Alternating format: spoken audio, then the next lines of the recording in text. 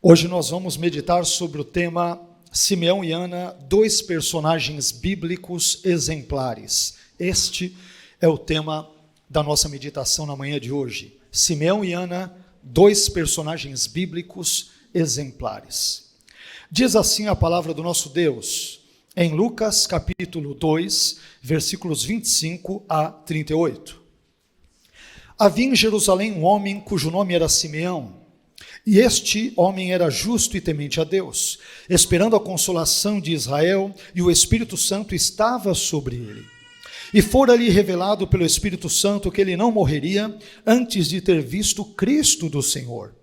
E pelo Espírito foi ao templo, e quando os pais trouxeram o menino Jesus para com ele procederem segundo o uso da lei, ele então o tomou em seus braços e louvou a Deus e disse: Agora, Senhor, podes despedir em paz o teu servo, segundo a tua palavra, pois já os meus olhos viram a tua salvação, a qual tu preparaste perante a face de todos os povos, luz para iluminar as nações e para a glória de teu povo Israel. José e Maria se maravilharam das coisas que dele se diziam.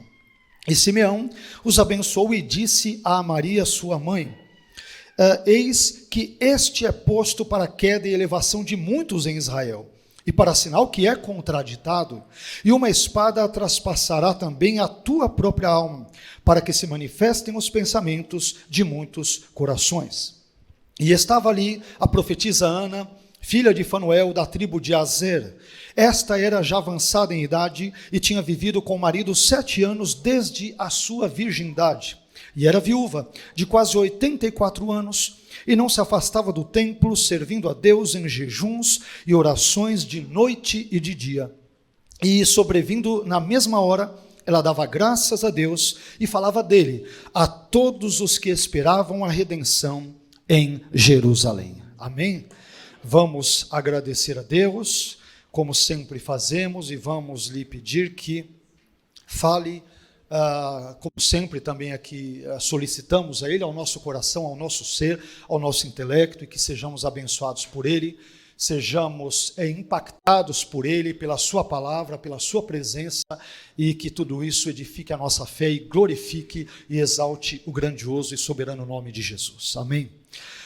Pai, nós queremos bendizer o Seu nome, queremos agradecê-lo, engrandecê-lo, exaltá-lo, louvá-lo, magnificá-lo, bendizê-lo pela sua grandeza, Senhor, a sua grandiosidade, acerca da qual cantamos agora há pouco, e acabamos de ler uma pequena porção, um pequeno trecho, uma pequena passagem, importante passagem da sua palavra, que mais uma vez enaltece, continua a enaltecer, a detalhar, a sublinhar a sua grandeza, o seu poder, a sua majestade.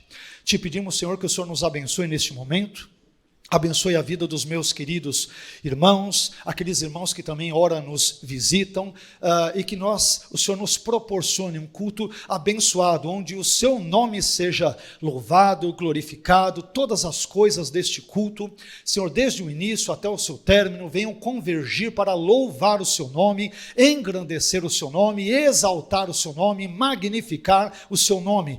Instrua-nos, ó Senhor, por favor, nos seus caminhos, nas suas sendas, nas suas veredas, que o Senhor venha nos corrigir, venha nos alertar, venha nos abençoar, enfim, que sejamos tocados e transformados por meio da sua palavra e pelo poder glorioso e transformador do seu doce e santo Espírito. Te glorificamos por tudo e te pedimos todas estas coisas, em nome do seu santo e glorioso Filho Jesus.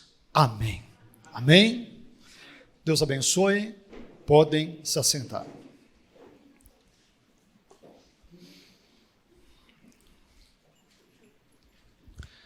Como disse, o tema da nossa meditação, da nossa pregação nesta manhã é Simeão e Ana, dois personagens bíblicos exemplares.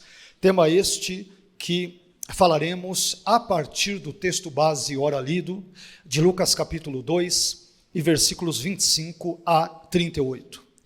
Lucas, meus irmãos, é um evangelho importante, é evidente, como todos os demais, como os sinóticos ali, Mateus, Marcos e Lucas, João, que tem algumas características, peculiaridades e temas mais específicos, mais próprios, mas Lucas, ele é um evangelho muito interessante, porque, dentre outras coisas, ele dá uma importante ênfase à pessoa e obras do Espírito Santo, dá uma importante ênfase, é claro, como não poderia deixar de ser, a pessoa e obras do Senhor Jesus também. E Lucas nos narra, nos descreve, vez por outra, algumas informações. Ele nos fala sobre alguns personagens que são também típicos, peculiares do seu, ou peculiares ao seu evangelho.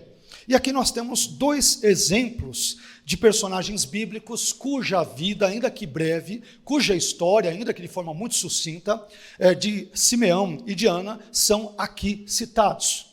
E esse exemplo, ou exemplos de Simeão e Ana, eles nos são muito importantes, porque vão descrever exemplos de pessoas que têm uma fé verdadeira, uma fé profunda, uma fé real na pessoa igualmente real do Senhor Jesus Cristo de Nazaré. Tem uma fé profunda e verdadeira em Deus, o Deus de Israel, e também, por que não dizer, o Deus da igreja, o Deus da minha e da sua vida. E tendo isso em mente, eu gostaria de destacar nesta manhã algumas verdades que nós aqui aprendemos, algumas lições, pelo menos 7 delas sobre Simeão e 5 sobre Ana, verdades estas, lições estas, ensinamentos estes que eu espero que Deus graciosamente use, graciosamente instrumentalize, a fim de abençoar a minha vida, a sua vida e falar também ao meu e ao seu coração. Indo para o nosso texto, nós descobrimos que Simeão, em primeiro lugar, lendo essa passagem aqui que nós mencionamos, Simeão, em primeiro lugar, ele se preocupava com as dimensões horizontal e vertical dos relacionamentos. Eu aprendo isto no versículo 25, onde é dito o seguinte, que este homem, isto é, referindo-se a Simeão, era justo e temente a Deus. Essa informação, meus irmãos, ela é bem interessante, porque quando nós olhamos para o contexto aqui de Lucas, é importante nós ambientarmos, ainda que de forma muito breve, o contexto social, cultural, histórico aqui de Lucas, que era um contexto, digamos, que não dos melhores. A religião de Israel, nesse contexto, estava experimentando, vez por outra, uma certa decadência por parte do farisaísmo ali de determinados líderes, o seu legalismo religioso e assim por diante. Havia um problema nacional em razão da ocupação da Judeia por parte dos romanos, havia uma série de outras situações ali presentes, só que mesmo em meio a situações como estas aqui descritas brevemente, nós vemos um homem, Simeão, que ele age de forma justa e temente a Deus, era uma pessoa justa e temente a Deus. E existem estudiosos que vão dizer que essas duas palavras, colocadas juntas nesse contexto, isto é, justo e temente a Deus, elas podem falar sobre essas duas dimensões que nós mencionamos. Isto é, uma dimensão, vamos assim chamá-la de horizontal, a maneira como Simeão lidava com os homens, ele era uma pessoa justa nos relacionamentos, era uma pessoa moralmente correta, era uma pessoa piedosa, era uma pessoa que vivia uma vida que agradava ali a Deus no meio da sociedade e assim por diante. Mas também em termos, digamos que verticais, ele era uma pessoa igualmente temente a Deus. Meus irmãos, em momentos difíceis da vida, ou em quaisquer outros momentos, é importante que nós tenhamos sempre em mente essas duas dimensões do nosso relacionamento. A dimensão horizontal, isto é, nos nossos relacionamentos interpessoais, e também a dimensão vertical no nosso relacionamento com Deus. Que Deus nos ajude a que venhamos a temê-lo e a sermos bons cidadãos, sobretudo cidadãos do reino, sal da terra e luz do mundo, que sejamos agentes de transformação no meio da sociedade em que vivamos ou vivemos, e que isso também venha significar ou representar o nosso temor reverente ao nosso Deus Todo-Poderoso. Isso irá nos conduzir Há uma segunda importante verdade sobre Simeão nesse texto, que encontramos ainda ali no contexto do versículo 25. Em segundo lugar, eu aprendo que Simeão aguardava o cumprimento da promessa divina, apesar de todo o cenário desfavorável, como, aliás, acabamos de descrever. O versículo 25, na continuidade, diz que Simeão estava ali esperando a consolação de Israel. Esperando a consolação de Israel. Mais uma vez, nós estamos, meus irmãos, diante de um cenário difícil, em termos históricos, em termos sociais, em termos nacionais, em termos espirituais, quando muitas pessoas já não acreditavam mais que Deus pudesse se manifestar ou que o Messias viesse exatamente naquela época, naquele contexto difícil e adverso.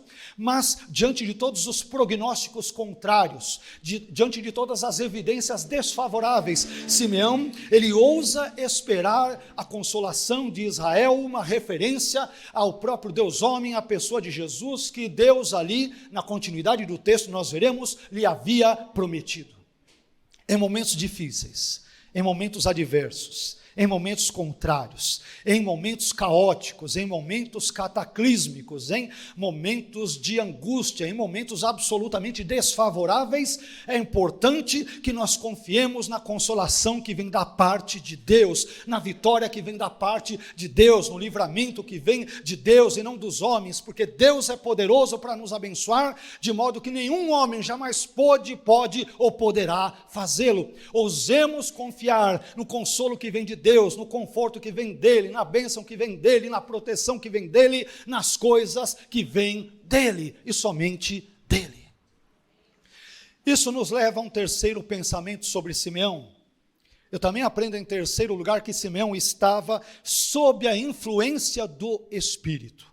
Claro que Espírito Santo. Em terceiro lugar, Simeão estava sob a influência do Espírito. Ainda na continuidade do versículo 25, leremos o seguinte: e o Espírito Santo estava sobre ele. Estava sobre ele. Irmãos, em épocas difíceis, é muito importante perguntarmos para nós mesmos, diante do espelho, examinarmos a nossa consciência e, em meio a um contexto repleto de tantas influências, tanto positivas quanto negativas, a ponto de hoje termos uma profissão chamada de influencer digital, pessoas que influenciam, o que é uma bobagem esse nome, porque todo mundo sempre influenciou, sempre influencia, sempre influenciará e será influenciado por outros, sempre. A única diferença é que com as redes sociais, com o YouTube, com as mídias sociais, isso tem maior visibilidade, mas é uma bobagem, porque sempre a nossa humanidade, a nossa geração humana, existiu, existe, existirá com base em influências mútuas. Nós tanto influenciamos pessoas, como somos influenciados por essas pessoas. E diante de uma geração, muitas vezes, perdida, sem um norte, sem um rumo certo, sobre para onde deve caminhar, sobre que senda deve palmilhar, urge perguntarmos a nós mesmos, quem tem ou o que tem influenciado a minha vida?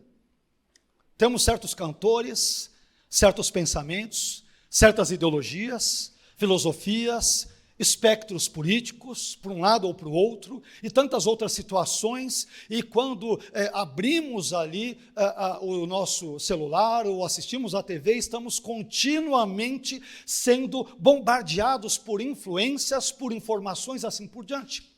Mas quando eu olho para esse texto, eu descubro que Simeão, num momento importante da sua vida, ele está sendo influenciado pelo Espírito Santo. É o Espírito Santo que está sobre ele, é o Espírito Santo quem o guia, é o Espírito Santo quem o conduz, é o Espírito Santo quem vai nortear a sua vida e ajudá-lo a trilhar os seus passos. E eu te pergunto, quem tem influenciado a sua vida? Que pessoas, que circunstâncias, que filosofias, que ideologias, que teologias, que pensamentos têm influenciado a minha e a sua vida. E eu te desafio hoje a sermos influenciados, dirigidos, guiados pelo Espírito Santo de Deus, como Simeão o fora há cerca de 2000 anos. Essa verdade, ela pode ser antiga ali, mas ela não caducou. Deus continua a desejar guiar as pessoas, sobretudo seus filhos e filhas, por meio do seu Espírito Santo.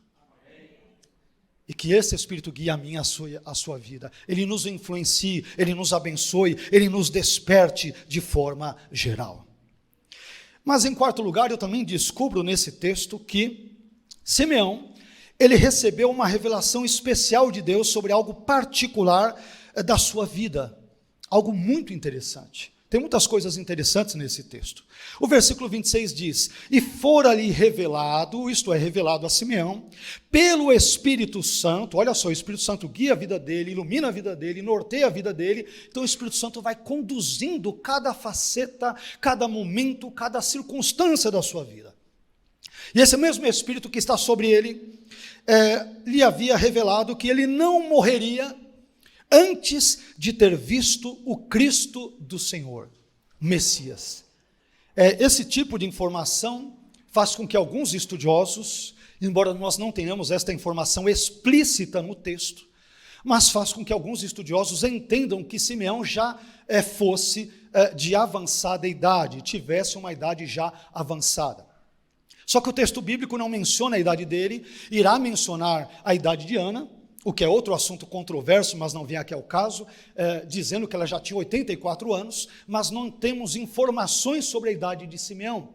Mas é uma pessoa que recebeu uma informação importante, especial, particular para a sua vida, um presente de Deus. Simeão, você não vai morrer sem que antes você veja o Cristo do Senhor, você veja o Messias. E ele mal sabia que iria pegá-lo nos seus próprios braços.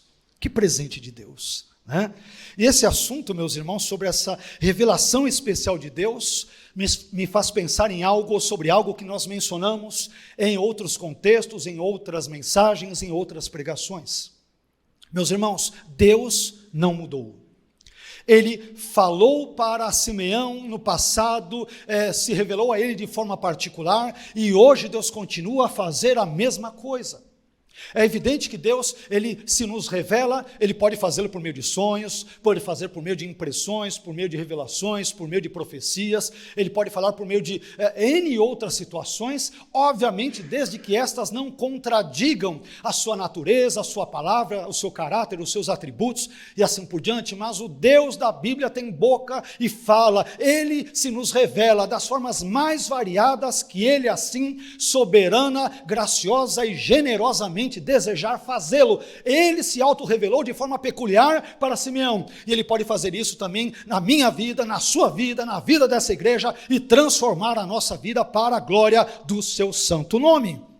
Ele pode fazer isso, e faz isto com frequência, enfim, da forma como Ele quiser, da maneira que melhor lhe aprouver. Mas aí nós vamos para outro ponto importante,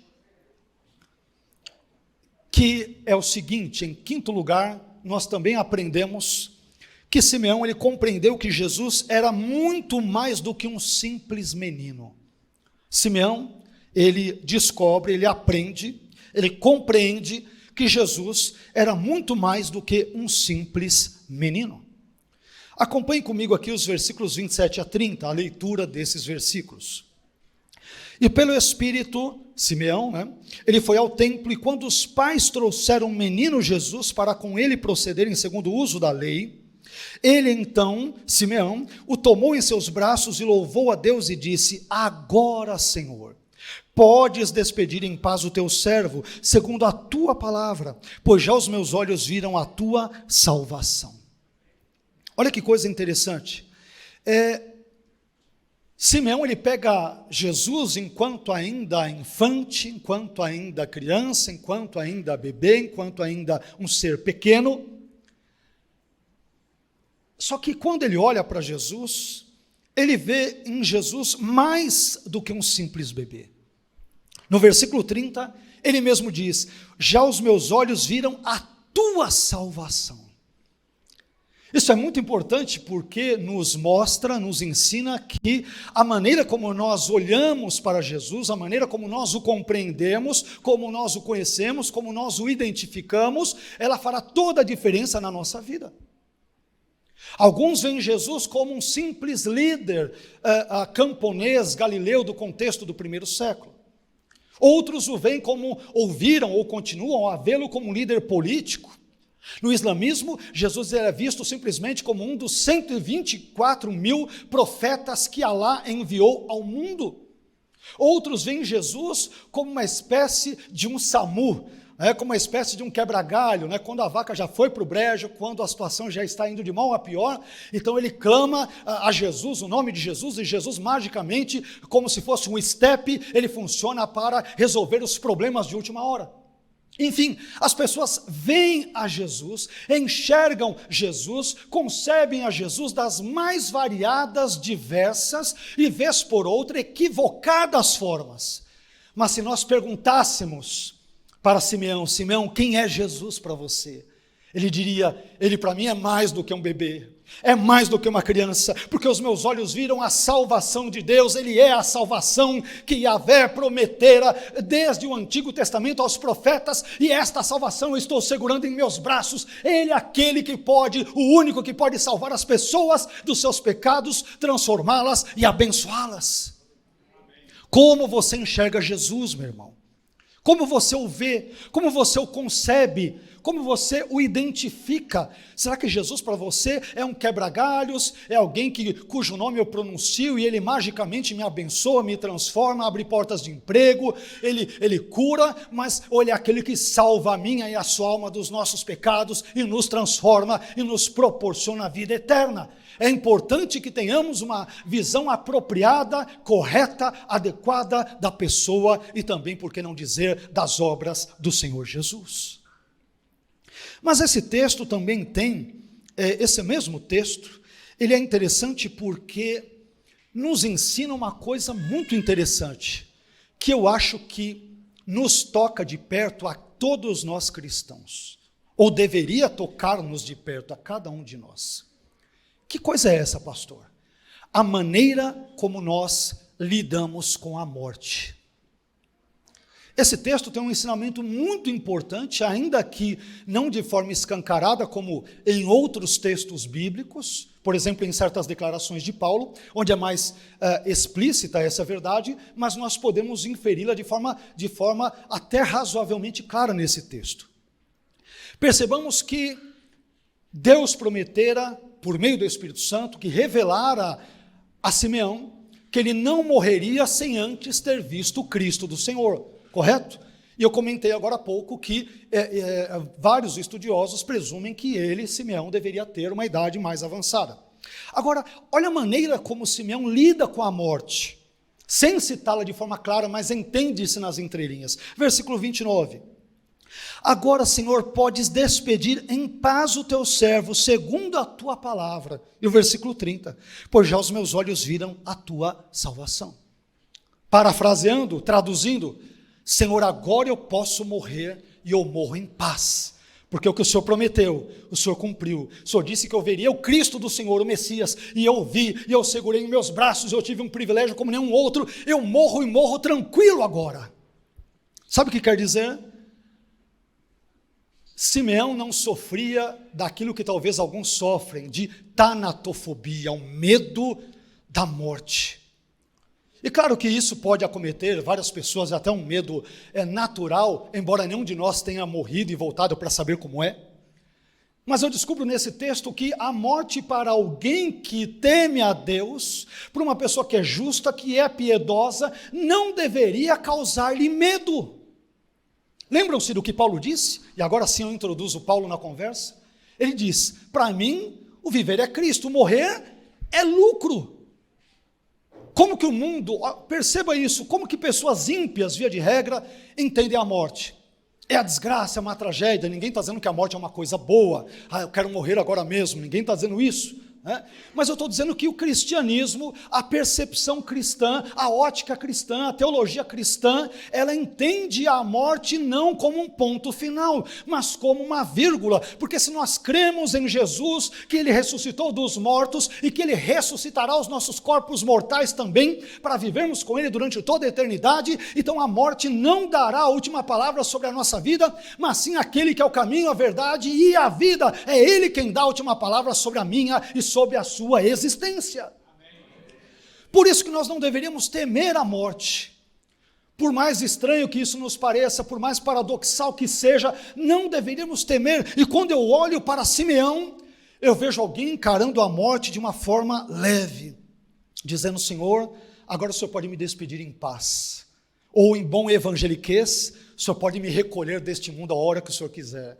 O Senhor pode tirar o meu fôlego de vida a hora que o Senhor quiser. O Senhor pode fazer o meu coração parar de bater a hora que quiser. O Senhor pode tirar a minha respiração a hora que quiser. Por quê? Porque eu sei que o túmulo não dará a última palavra sobre a minha vida. Esse Jesus, essa salvação que eu segurei nos braços, é com Ele que eu viverei para todo sempre, pelos séculos dos séculos. Amém. Então, meu irmão, que Deus nos ajude a encararmos a morte de uma perspectiva cristã com outros olhos. Não estou dizendo que ela não seja ruim, não estou dizendo que ela não seja terrível, não estou negando de longe a sua realidade, não estou dizendo nada disso, apenas estou dizendo que pela ótica da fé, pelo olhar da fé, deveríamos ou devemos encarar a morte apenas como uma fase que terá sua continuidade na eternidade com Cristo e com Deus Trino, Pai, Filho e Espírito Santo. Simeão, como você encara a morte? Ele vai dizer: para mim não é nenhum problema, agora eu estou em paz, porque eu sei que quando os meus olhos se fecharem neste mundo, eu os abrirei no outro mundo, onde não haverá mais choro, nem pranto, nem ranger de dentes, nenhuma das mazelas ou pecados ou situações adversas desta condição em que nós vivemos. As coisas serão melhores, porque eu estarei com o meu Criador para todo o sempre, para todo o sempre. Em sexto lugar, meus irmãos, e penúltimo lugar aqui, falando sobre Simeão, também aprendo que Simeão discerniu que a salvação é obra de Deus e que ela ultrapassaria os limites fronteiriços de Israel. Em sexto lugar, eu percebo que Simeão discerne que a salvação, primeiro, é obra de Deus, e segundo, ela ultrapassaria os limites fronteiriços de Israel. Versículos 30 a 32, pegando alguns trechos aqui desses textos. Versículo 30, a tua salvação, a qual tu preparaste, é Deus quem salva, é Deus quem prepara a salvação, não é o homem, não é o pastor, não é o teólogo, não é a teologia, não é a igreja, é Deus quem prepara a salvação, é Deus quem executa a salvação, é Deus quem realiza a salvação. Salvação é obra de Deus, não é obra de homens. A tua salvação, a qual tu preparaste, perante a face de Israel? Não, de todos os povos, luz para alumiar as nações e para a glória de teu povo Israel. Que coisa maravilhosa! A salvação é obra de Deus. Deus é a fonte, Ele é a origem, Ele é o nascedouro, Ele é a causa da nossa salvação. O mérito é dele, a glória é dele, quem faz é ele, o poder é dele, quem trabalha, opera em nós o querer e efetuar é ele, tudo é para a glória dele. Simeão tem essa percepção de que a salvação é uma obra que vem de Deus, e algo que talvez extrapolasse perspectivas judaicas ou israelitas, mais restritas no contexto neotestamentário. Muitos judeus tinham a predileção por uma leitura bíblica que, vez por outra, pudesse ver Israel como o centro de todas as coisas, e que Deus, por ter uma aliança, por ter estabelecido uma aliança específica com Israel, Deus então, ele abençoaria só Israel e a ninguém mais. Só que desde o momento em que Deus chama Abrão, em Gênesis 12, e diz que por meio dele seriam abençoadas, benditas todas as nações, todos os povos da terra. Nós já temos de forma seminal, nessa forma, como se fosse uma semente, de forma bem seminal, essa promessa divina de que Deus, no seu projeto histórico salvífico, no seu plano histórico salvífico, ele já tinha em mente a minha vida e a sua vida. O que por sua vez extrapola as paredes, os limites, o quintal de Israel.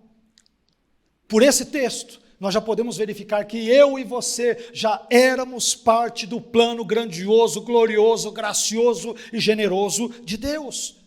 O Deus da Bíblia, meus irmãos, ele é um Deus que fez pacto, ele estabeleceu um pacto específico, particular com Israel, mas ao mesmo tempo é um Deus que não olhou só para Israel, mas vislumbrou a minha e a sua vida, desejando salvar-nos, desejando abençoar-nos, desejando transformar-nos, desejando edificar-nos, para que nós de fato possamos glorificar e engrandecer o seu nome para todo o sempre.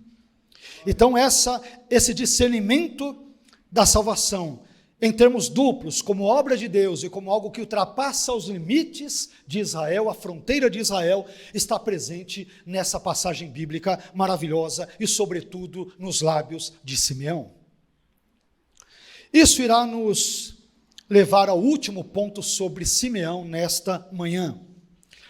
Em sétimo e último lugar, eu também aprendo nesse texto que Simeão entendeu que a maneira como as pessoas se relacionam com Jesus, olha que informação importante, Simeão entendeu que a maneira como as pessoas se relacionam com Jesus resultará necessariamente em sua queda ou elevação.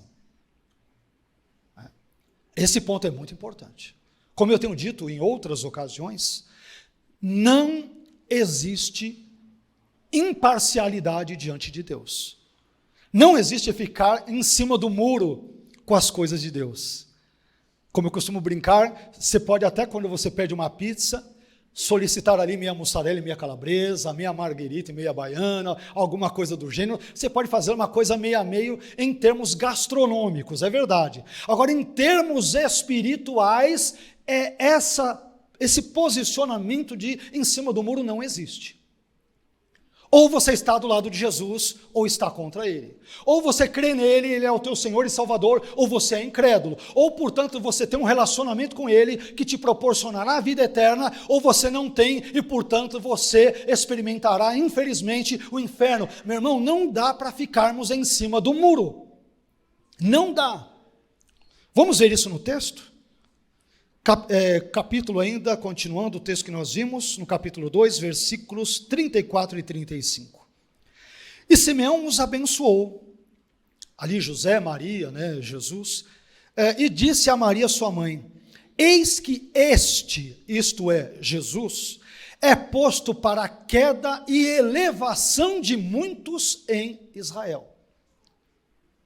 Muitas pessoas iriam cair, e muitas pessoas seriam elevadas, de acordo com a maneira que se portassem ou se relacionassem com Jesus. As coisas continuam a ser as mesmas hoje. Como que você se relaciona com Jesus? O que Jesus significa para você? Ele é teu Senhor e Salvador?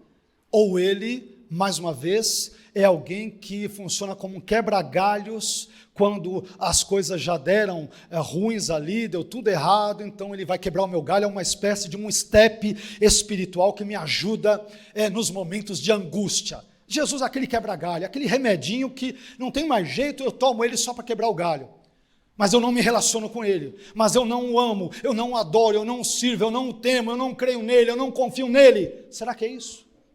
Continuando. E Simeão os abençoou e disse a Maria sua mãe, eis que este é posto para a queda e elevação de muitos em Israel, e para sinal que é contraditado. E aqui algo muito duro que é dito a Maria. E uma espada traspassará também a tua própria alma. Os estudiosos são quase que unânimes em entender que aqui Simeão está profetizando ao se referir ali à morte de Jesus que daria na cruz. E aqui a palavra usada para espada não é um canivete, é uma espada longa, grande, que lembrava uma lança. Simeão está dizendo profeticamente para Maria: você está tendo momentos de grande alegria agora, embalando o seu pequeno Jesus nos braços, mas ele, para salvar a humanidade, dará sua vida na cruz. E isso será como se uma espada grande, longa, aguda, afiada, penetrasse a sua alma.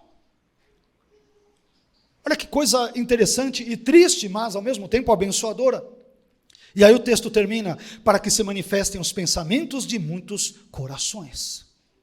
Irmãos, não podemos ser neutros, não devemos ser neutros, é impossível sermos neutros quanto à pessoa e obras de Jesus. Ou você crê nele ou você não crê.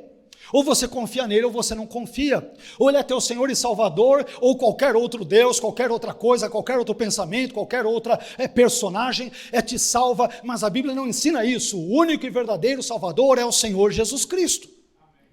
E a maneira como nós nos relacionamos com ele causará a nossa queda ou a nossa elevação. É simples, simples. Nós vivemos numa época muito difícil, onde as pessoas, um dos contextos, um dos temas, uma das situações difíceis da nossa época é um negócio que se chama indiferentismo. Vivemos numa geração de pessoas muito indiferentes, para com tudo, Claro que eu não estou generalizando aqui 100%, mas de forma geral a gente percebe muitas pessoas indiferentes. Indiferentes para com a igreja, indiferentes para com as questões espirituais. Eu vou curtir minha vida ao máximo, e quando der aí, de repente, se eu chegar nos meus 70, 80 anos, olha a presunção, olha a arrogância. Aí o restinho da minha vida, aquele resto de feira, como costuma se dizer, com perdão pela palavra, pela expressão, eu vou entregar para Jesus. A arrogância é tão grande que o sujeito pensa que vai viver 70, 80 anos, não sabe se não vai cair morto daqui a 1 minuto.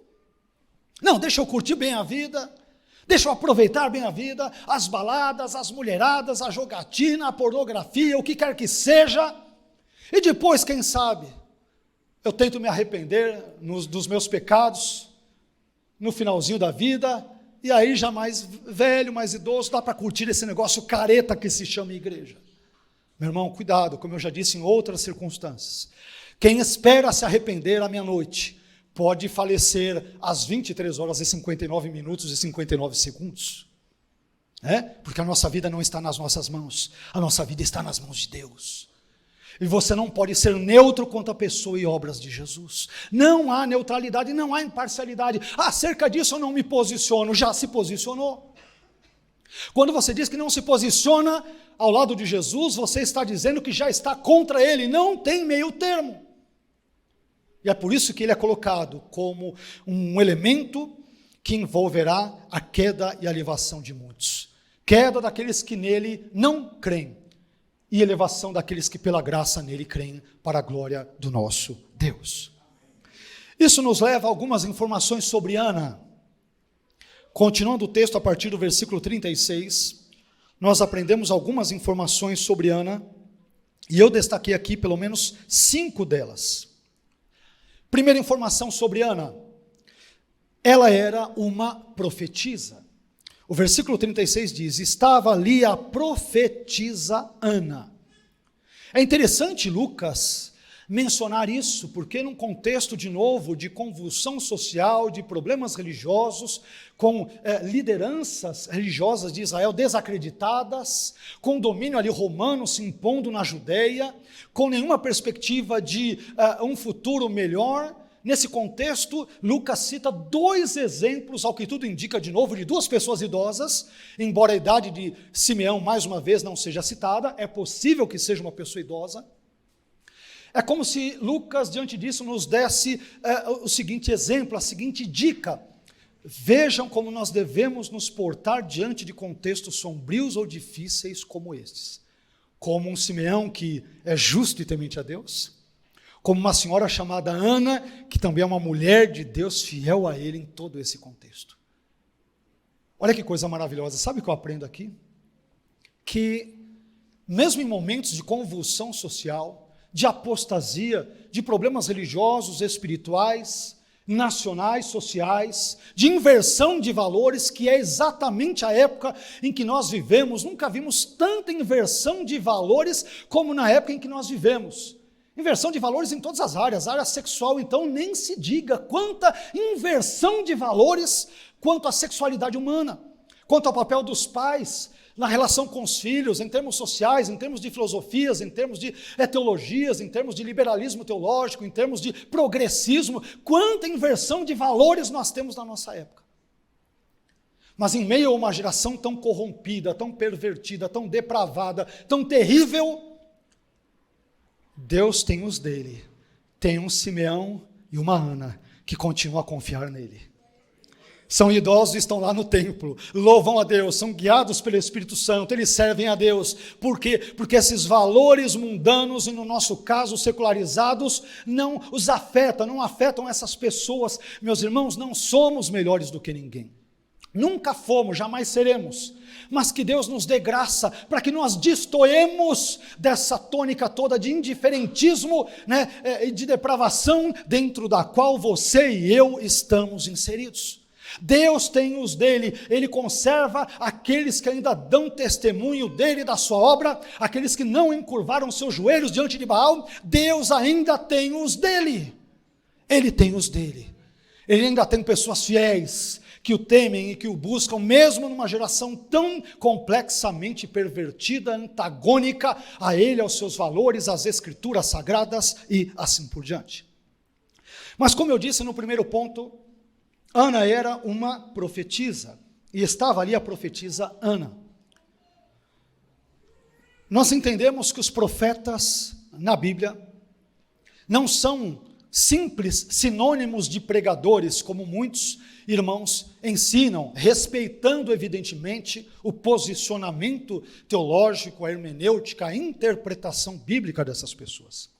Mas entendemos que um profeta é sobretudo alguém que espontaneamente ele fala sobre pessoas ou eventos, quer circunstanciais, quer futuros, sob a inspiração do Espírito Santo. É o típico contexto ou caso de profeta, como vemos, por exemplo, no Antigo Testamento. Então, esse profetismo, mesmo no contexto neotestamentário, isso não ocorrerá só com Ana. Veremos as filhas do evangelista Filipe, que também profetizam, veremos Ágapo e outros tantos contextos. É algo que não caduca, é algo que não se torna obsoleto com o contexto canônico neotestamentário, mas que perdura, e entendo eu, perdura inclusive até os nossos dias. E aqui vemos um exemplo, por exemplo, a partir de Ana, a profetisa. Em segundo lugar, eu também vejo que Ana, ela teve um casamento que chegou ao fim precocemente. Mesmo pessoas tementes a Deus, mesmo pessoas piedosas, como essa profetisa Ana, ela experimentou problemas no seu casamento, na sua família, como quaisquer de nós pode experimentar problemas nesta e em diversas outras áreas. Versículos 36 a 37, trechos deles. Esta era já avançada em idade, e tinha vivido com o marido 7 anos, desde a virgindade, e era viúva. Viveu um tempo ali com seu marido, ao que tudo indica, estes 7 anos aqui, embora o texto grego talvez possibilite leituras e compreensões alternativas, mas valendo-nos desta tradução que aqui temos, a ideia é que ela teve um momento muito breve de relacionamento conjugal com seu marido, e por razões que não nos são mencionadas, não nos são detalhadas, simplesmente o marido dela falece nesse caso e ela fica sozinha. E sozinha ela continua fiel a Deus, indo ao templo, profetizando, servindo a Deus, fazendo aquilo que se esperava de uma mulher de Deus. Meu irmão, na vida todos nós estamos sujeitos a experimentarmos momentos adversos, no casamento, na família, no trabalho, na sociedade como um todo, nos estudos, nas nossas aspirações, nos nossos planos, nas nossas emoções, nas nossas agendas. Mas que Deus nos ajude para que estas turbulências não nos derrubem, não nos desanimem, Não provoque em nós um desejo de querermos entregar os pontos, lançarmos a toalha, desistirmos de tudo. Que Deus nos dê graça para nós continuarmos firmes nos caminhos dele, sabendo que essas intempéries e adversidades são naturais na vida de pessoas como eu e você, que são contingentes. Mas a boa notícia é que os nossos problemas também são contingentes, eles não duram para sempre. Não há situação, preste bem atenção nisso, que eu vou dizer o óbvio, mas o óbvio deve ser dito. Nessa condição em que nós vivemos, neste mundo, nessa condição, antes da glorificação, antes da ressurreição, antes do contexto escatológico final, nada durará para sempre. Nem as coisas boas e nem os problemas, nada vai durar para sempre nesse mundo. Agora, o nosso relacionamento com Deus, ele sim, terá desdobramentos para toda a eternidade. Então, meu irmão, eu sei que temos problemas, eu sei que temos de todo tipo, de toda ordem, eles não vão durar para sempre. Mas creia no Senhor, nesse mesmo Senhor em quem Simeão creu, e que tirou dele o medo ali da morte, porque ele poderia morrer em paz, porque ele sabia que uma eternidade com Deus é que o aguardava e que o esperava. Que coisa maravilhosa, que coisa grandiosa. Em terceiro lugar, também aprendo nesse texto que Ana continuava servindo a Deus, apesar da idade avançada e da triste experiência que tivera no casamento. Tem tudo a ver com o item anterior que nós mencionamos. Versículo 37. E era viúva de quase 84 anos e não se afastava do templo. Ana não era desigrejada. Para bom entendedor, meia palavra basta. Não se afastava do templo. 84 anos, final da vida, não se afastava do templo, servindo a Deus em jejuns e orações de noite e de dia. Perdeu o marido. A situação das viúvas no contexto do primeiro século, para não dizer no contexto bíblico, era difícil, porque os maridos que, diferentemente da nossa sociedade contemporânea, onde há uma independência feminina e tal, as mulheres dependiam muito mais dos maridos e, portanto, caso estes viessem a faltar, elas dependiam das boas obras ali de caridade, com perdão pela redundância, das pessoas, dos israelitas, dos cristãos e assim por diante. Essa mulher perde o marido, se vê como que desamparada, mas isso não lhe serve de motivo para parar de ir para o culto. Ela não se afastava do templo. Ana não conhecia o que era esse desigrejamento. Não vou mais para a igreja, porque não fico com a cara do pastor. E não é para ir mesmo, né? Porque eu vou com a minha cara, você vai com a sua. Cada um vai com a cara que Deus deu. Então, eu não vou com a cara do pastor. Aquela irmã não me cumprimentou naquele dia, não gostei porque o louvor teve um negócio aqui, né? Depois do almoço da igreja aconteceu alguma coisa. Sabe, pessoas perfeitas, elas são perfeitas, todo mundo tem defeitos, elas são as perfeitas, as santarronas. Irmão, a igreja é lugar ou condição de pessoas, né? Tratando aqui do ambiente onde pessoas pecadoras se reúnem. Eu vou para a igreja, como eu disse, em outros momentos, porque eu preciso de Deus, não é porque Ele precisa de mim, não. Não é porque eu sou melhor que os outros, não. Eu vou para a igreja porque eu preciso dEle, porque eu sou pecador, eu admito que eu sou pecador e que eu preciso dEle. A igreja é para essas pessoas. Então, aprendamos com Ana, que com 84 anos, viúva, experimentando um momento social e histórico difícil, ela não se afasta do templo, serve a Deus com jejuns, com orações de noite e de dia. Para Ana, uma senhora de 84 anos, não tem tempo ruim. Não vou para a igreja porque esse pessoal não presta, porque eu não gostei disso, disso, aquilo, e não sei o que lá. Não, ela tem um compromisso com Deus, com a palavra de Deus, com o reino de Deus, com as coisas de Deus, e isso é mais importante para ela. E tem pessoas que vão para a igreja para procurar defeito em tudo, Ele não fica adorando a Deus, aí ele fica prestando atenção nisso, naquilo, procura defeitos, procura picuinhas, procura pelo em ovo. E Ana procurava a presença de Deus, ela procurava servir a Deus e agradá-lo da melhor maneira possível. Quarto e penúltimo lugar, também aprendo que Ana era uma mulher agradecida. temente a Deus, como não poderia deixar de ser agradecida. Versículo 38, parte A. E sobrevindo na mesma hora, ela, isto é, Ana, dava graças a Deus. Senhor, obrigado porque eu cheguei até os meus 84 anos, perdi meu marido, mas estou aqui. O Senhor me permitiu que pudesse jejuar, orar, de dia e de noite, não me afastasse da sua casa, do templo. Que bênção. Pessoa agradecida, agradecida. Eu já disse para os irmãos também, digo com frequência, que uma das coisas, um dos sentimentos mais tristes, mais horríveis, mais horripilantes para um cristão é a ingratidão. Que coisa feia. Crente que é ingrato. Deus está dando ar para o sujeito respirar, está dando fôlego até para o sujeito se queixar e reclamar da vida, e ele está lá, e reclama, e reclama. Ingratidão, meu irmão, não combina com cristão, até rimou, né? Mas ingratidão não combina com quem é cristão. Poxa, você está vivo, você tem a sua família, tem o seu esposo, o seu marido, o seu trabalho, tem um lugar para morar, se alugado, se casa própria, é própria entre aspas, né? Só até você estar vivo nesse mundo, depois deixará de ser, será própria para outros que acharão que é própria e que deixará de existir também. Seja grato a Deus. Você tem seus pais, ou se não os tem, já os teve.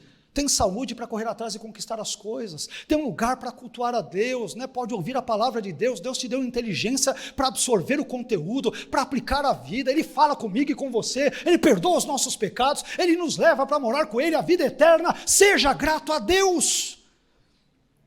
Ana dava graças a Deus. Temos que aprender muito com esta senhora aqui. Com ela e com Simeão, é claro.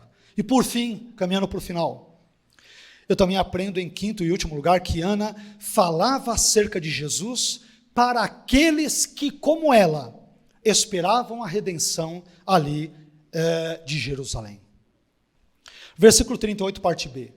E falava dele, isto é, de Jesus, a todos os que esperavam a redenção de Jerusalém. Qual tem sido os assuntos da sua conversa, da sua fala, das suas reflexões, das suas meditações? O assunto da senhora Ana, de 84 anos, era Jesus. Ela falava de Jesus para as pessoas.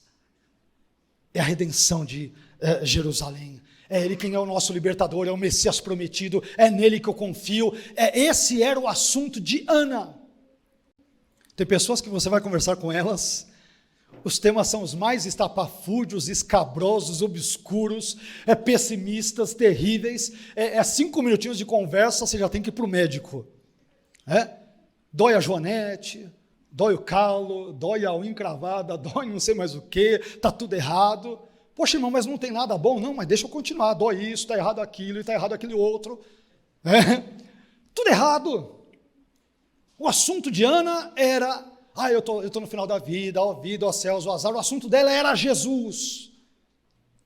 Estamos aqui sob o domínio romano, ok, a situação religiosa é conturbada, ok, eu perdi o meu marido, ok, faz parte da vida, mas eu amo a Jesus, eu adoro a Jesus e eu espero um dia viver com Ele. O assunto dela é Jesus. Qual é o seu assunto, meu irmão? Que assunto tem feito a sua cabeça, tem permeado os seus pensamentos, tem preenchido as suas imaginações? Que tipo de assunto, ou melhor dizendo, que pessoa? Se essa pessoa é Jesus e não é você mesmo, eu mesmo, ou os nossos problemas, então glórias a Deus por isso. E se não é, que passe a sê-lo a partir de hoje, em nome de Jesus. Amém? Eu quero terminar essa mensagem dizendo que brevemente nós aprendemos hoje diversas lições sobre Simeão e sobre Ana. Vimos que Simeão ele se preocupava com as dimensões horizontais e verticais nos relacionamentos.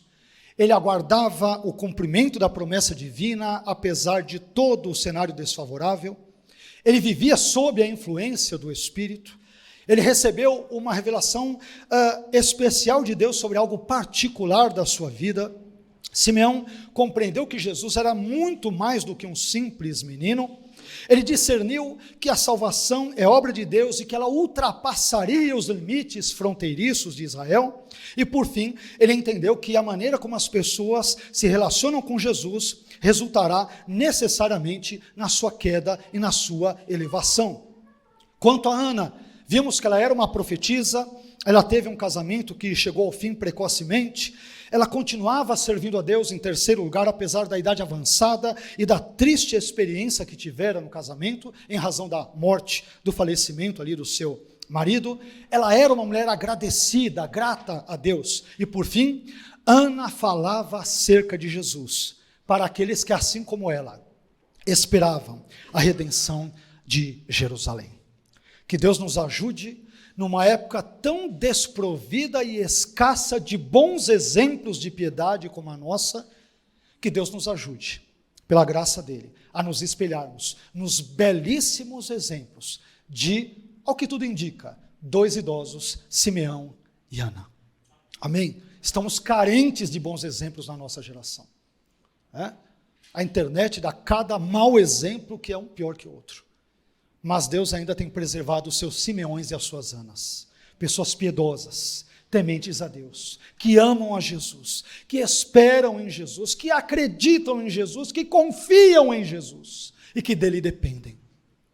Que esse mesmo exemplo venha se alastrar como uma chama no meu e no seu coração, e que essa palavra encha o meu e o seu coração de esperança, de fé, de amor e de gratidão a Deus, em nome de Jesus. Amém? Vamos ficar em pé.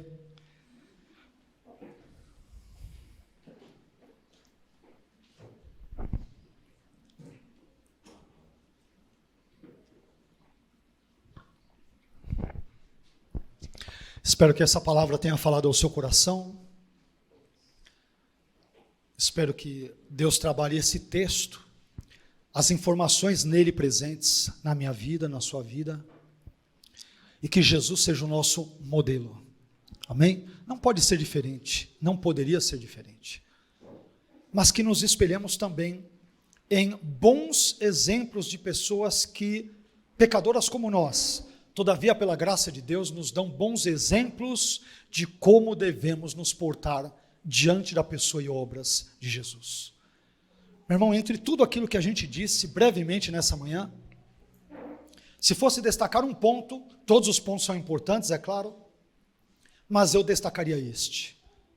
Jesus, quando vem a este mundo, ele se coloca como alguém cuja maneira como nós lidarmos com ele poderá provocar a nossa queda ou a nossa elevação, a depender do modo como nós lidamos com ele. O que Jesus é para você? Quem ele é para você? Um simples rabino que viveu ali no primeiro século da nossa era? Um líder político? Eu comentei já com vocês, para vocês em outras circunstâncias. Anos atrás, numa reportagem da revista Veja, perguntaram para o Silvio Santos o que ele pensava sobre Jesus. Sendo o Silvio Santos, claro, judeu. E ele comparou Jesus a um político. A um político. Foi um líder, um político. Jesus não foi isso. Jesus foi o Deus homem. Ele é Deus homem. Amém? E se eu crer nele pela graça, eu tenho concedido a mim de forma graciosamente também a vida eterna. Irmãos, a maneira como nós lidamos com Jesus pode nos proporcionar a nossa queda ou a nossa elevação. Não se esqueça disso. Nunca se esqueça disso. Vamos orar? Senhor, nós te louvamos porque falamos sobre a sua palavra nesta manhã, pregamos o seu evangelho. Obrigado pelo exemplo desses dois, podemos chamá-los irmãos nossos do passado, Simeão e Ana, os quais cremos que hoje estão contigo, na sua presença, desfrutando, Senhor, da sua presença. Obrigado por esses exemplos, sobretudo numa época tão carente de bons exemplos de fé e piedade como a nossa. Uma geração tão caricata, de supostos influencers digitais que têm uma vida que não nos serve de exemplo de jeito nenhum. Pessoas que servem muito bem de exemplo para o mundo, muitas vezes, claro, sem fazer generalizações. Mas obrigado pela vida de pessoas como Simeão e Ana. Os irmãos Simeão e Ana, nossos irmãos em Cristo. Obrigado pela vida deles, Senhor.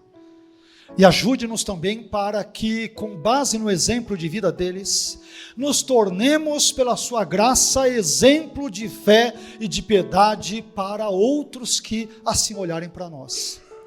Não porque nós tenhamos algo de bom em nós mesmos, mas porque o Senhor, ó Senhor Jesus, habita em nós. Porque o seu Espírito Santo nos dirige. Ajude-nos, dirija-nos, ó Deus, por meio do seu Espírito, como tu dirigistes no passado a Simeão e a Ana. O teu Espírito estava sobre Simeão. Ele recebeu uma revelação do seu Espírito. O seu Espírito guiava-o, norteava a sua vida, o seu caminho, as suas sendas, por onde quer que ele andava. Ah, Senhor, não nos deixe andarmos na escuridão deste mundo que jaz no maligno. Que a clareza do seu Espírito Santo ilumine os nossos passos. Que a sua palavra nos conduza por onde quer que andarmos, para que o teu nome seja glorificado. Perdoe os nossos pecados, Senhor, e abençoe a nossa vida. Agora que iremos também participar da ceia do Senhor, que o Senhor nos abençoe. Obrigado, Senhor, por este momento. Que o Senhor se assente à mesa conosco e que o Senhor, por favor, esteja conosco neste momento. Mais uma vez falando ao nosso coração, trazendo à nossa memória tudo aquilo que Jesus fez por nós, sobretudo envolvendo a cruz do Calvário. Ah, Senhor, ficamos tristes por aquilo que Maria experimentou, Senhor, essa espada grande, longa, pontiaguda, que feriu, que transpassou a sua alma, mas aquilo que causou ferimento para ela enquanto mãe de Jesus, proporcionou salvação a toda a humanidade, especialmente àqueles que pela graça creem em Cristo. Obrigado, Senhor. Obrigado por aquilo que o Senhor fez por nós e continua a fazê-lo através da pessoa bendita do seu Filho Jesus, a quem amamos, a quem reverenciamos, a quem adoramos, a quem exaltamos, a quem magnificamos nesta manhã. Obrigado por tudo. Oramos ao Senhor gratos, repletos de gratidão em nosso coração. Em nome de Jesus. Amém.